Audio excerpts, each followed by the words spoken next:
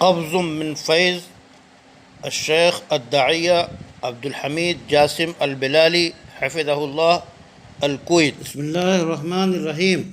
خواہش پر قابو۔ جب ایمان و عقل کی بات مان کر نفس انسانی خواہشات کے مقابلے میں کامیابی سے ہمکنار ہوتا ہے تو اس وقت ایک نئی لذت کا احساس ہوتا ہے۔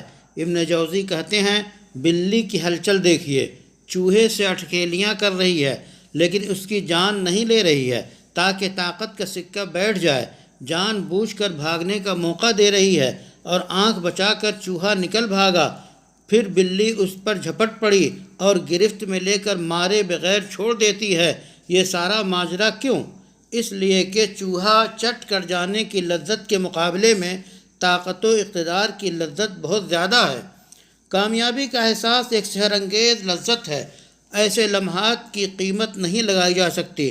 جب بھی انسان ان گھڑیوں کو یاد کرتا ہے تو سعادت کے لمحات لوٹ آتے ہیں، اور ان گراں قدر لمحوں میں سب سے زیادہ گراں مایہ قدر وہ لمحہ ہے جس میں خواہشات نفس کی شکست ہوئی ہو۔ ابن جوزی کہتے ہیں، رکیے، نگاہیں نہ اٹھائیے، اگر آپ جان لیں کہ خواہش نفس پر غالب آنے کی لذت خواہش کی تکمیل کی لذت سے کہیں زیادہ ہے تو خوشگوار ہے، تو خواہش آپ پر کبھی قابو نہ پائے۔